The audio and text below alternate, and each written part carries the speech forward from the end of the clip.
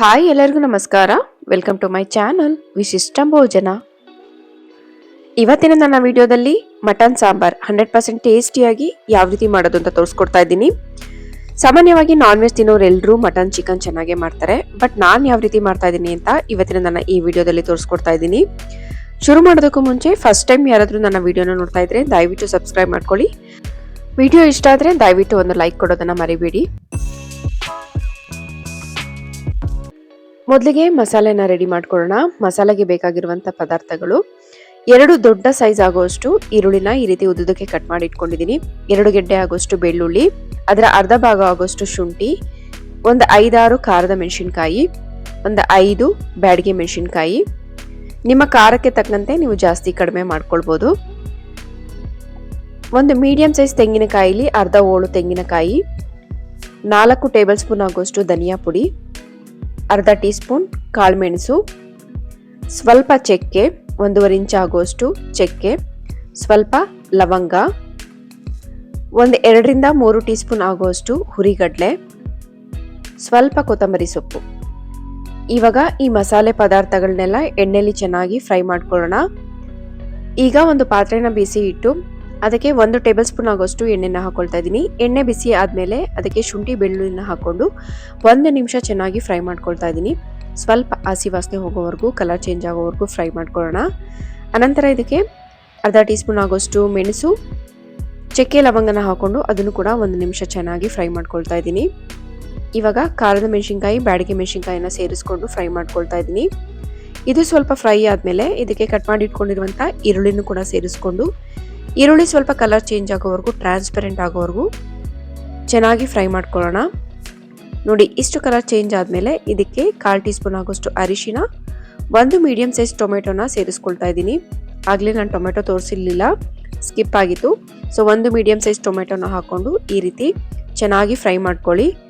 ಇಷ್ಟು ಫ್ರೈ ಮಾಡಿಕೊಂಡ್ರೆ ಸಾಕು. ಇವಾಗ ಇದನ್ನು ಒಂದು ಮಿಕ್ಸಿ ಜಾರಿಗೆ ಹಾಕೊಂಡು ಹಸಿ ತೆಂಗಿನಕಾಯಿ, ಧನಿಯಾ ಪುಡಿ, ಹುರಿಗಡಲೆ, ಸ್ವಲ್ಪ ಕೊತ್ತಂಬರಿ ಸೊಪ್ಪು, ಸ್ವಲ್ಪ ನೀರನ್ನು ಸೇರಿಸಿ ನುಣ್ಣಗೆ ಇದನ್ನು ರುಬ್ಬಿಟ್ಕೊಳ್ಳೋಣ.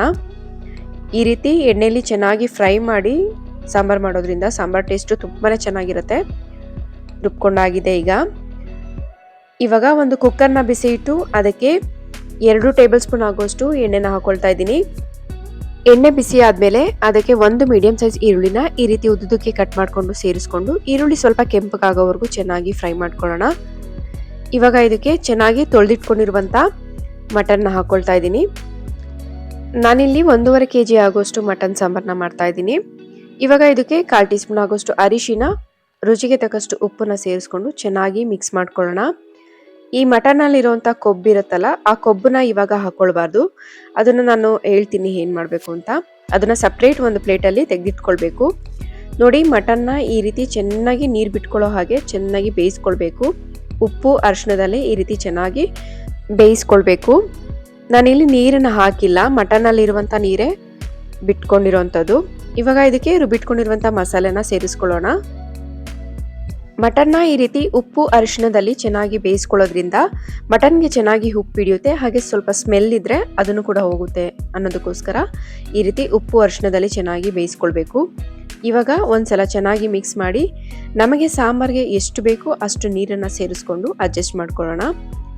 ಕೆಲವರು ಸಾಂಬಾರು ಗಟ್ಟಿಯಾದರೆ ಇಷ್ಟಪಡ್ತಾರೆ, ಕೆಲವರು ತುಂಬ ತೆಳುವಾಗಿರಬೇಕು ಅಂತ ಇಷ್ಟಪಡ್ತಾರೆ.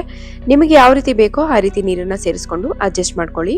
ಇವಾಗ ಎತ್ತಿಟ್ಕೊಂಡಿರುವಂಥ ಕೊಬ್ಬಲ್ಲಿ ಸ್ವಲ್ಪ ಕೊಬ್ಬನ್ನ ನಾನು ಈ ಸಾಂಬಾರಿಗೆ ಸೇರಿಸ್ಕೊಳ್ತಾ ಇದ್ದೀನಿ. ಎಲ್ಲ ಕೊಬ್ಬನ್ನ ಹಾಕೊಳ್ತಾ ಇಲ್ಲ, ಕೊಬ್ಬು ಜಾಸ್ತಿ ಇರೋದ್ರಿಂದ ಸ್ವಲ್ಪ ಹಾಕೊಳ್ತಾ ಇದ್ದೀನಿ. ಎಲ್ಲ ಕೊಬ್ಬನ್ನ ಸೇರಿಸ್ಕೊಂಡ್ಬಿಟ್ರೆ ಸಾಂಬಾರು ತುಂಬ ಜಿಡ್ಜಿಡ್ಡಾಗೋಗ್ಬಿಡುತ್ತೆ. ಅದಕ್ಕೋಸ್ಕರ ಸ್ವಲ್ಪ ಕೊಬ್ಬನ್ನ ಸೇರಿಸ್ಕೊಳ್ತಾ ಇದ್ದೀನಿ. ಉಳಿದಂಥ ಕೊಬ್ಬನ್ನ ನಾನು ಇದೇ ಸಾಂಬಾರನ್ನ ಬೇರೆ ಪಾತ್ರೆಗೆ ಒಂದು 2-3 ಸೌಟ್ ಹಾಕೊಂಡು ಸಪ್ರೇಟಾಗಿ ಬೇಯಿಸ್ಕೊಂಡು ಎತ್ತಿಟ್ಕೊಳ್ತೀನಿ. ಇವಾಗ ಇದನ್ನ 3 ವಿಷಲ್ ಕೂಗಿಸ್ಕೊಂಡಿದ್ದೀನಿ. ಕುಕ್ಕರ್ ಕೂಡ ತಣ್ಣಗಾಗಿದೆ. ನೋಡ್ತಾ ಇರ್ಬೋದು ನೀವು ಎಷ್ಟು ಚೆನ್ನಾಗಾಗಿದೆ ಅಂತ. ಸ್ವಲ್ಪ ಕೊಬ್ಬನ್ನ ಹಾಕಿರೋದು ನಾನು, ಆದರೂ ಕೂಡ ಎಷ್ಟು ಜಿಡ್ಜಿಡ್ಡಾಗಿದೆ ಅಂತ ನೋಡ್ತಾ ಇರ್ಬೋದು. ಕರೆಕ್ಟಾಗಿದೆ. ಮಟನ್ ಕೂಡ ತುಂಬ ಚೆನ್ನಾಗಿ ಬೆಂದಿದೆ. ನಾನು 3 ವಿಷಲ್ ಕೂಗಿಸ್ಕೊಂಡಿದ್ದೀನಿ, ಎಳೆ ಮಟನ್ ಆಗಿರೋದ್ರಿಂದ. ಇಲ್ಲ ಅಂದರೆ ನೀವು 4 ವಿಷಲ್ ಕೂಗಿಸ್ಕೊಳ್ಳಿ. ಬಿಸಿ ಬಿಸಿ ರಾಗಿ ಮುದ್ದೆ ಜೊತೆ ಮಟನ್ ಸಾಂಬಾರ್ ರೆಡಿ ಆಯಿತು. ಖಂಡಿತ ಈ ವಿಧಾನದಲ್ಲಿ ಒಂದ್ಸಲ ಟ್ರೈ ಮಾಡಿ, ತುಂಬಾ ಟೇಸ್ಟಿಯಾಗಿರುತ್ತೆ. ರೆಸಿಪಿ ಇಷ್ಟ ಆದರೆ ದಯವಿಟ್ಟು ಲೈಕ್, ಕಮೆಂಟ್, ಶೇರ್ ಮಾಡಿ. ಮತ್ತಷ್ಟು ಈಸಿ ರೆಸಿಪಿ, ಒಳ್ಳೊಳ್ಳೆ ರೆಸಿಪಿಗಾಗಿ ಈ ನನ್ನ ವಿಶಿಷ್ಟ ಭೋಜನ ಚಾನೆಲ್ ಅನ್ನು ದಯವಿಟ್ಟು ಸಬ್ಸ್ಕ್ರೈಬ್ ಮಾಡ್ಕೊಳ್ಳಿ. ಮತ್ತೆ ಸಿಗೋಣ ಒಂದೊಳ್ಳೆ ರೆಸಿಪಿಯೊಂದಿಗೆ. Thank you.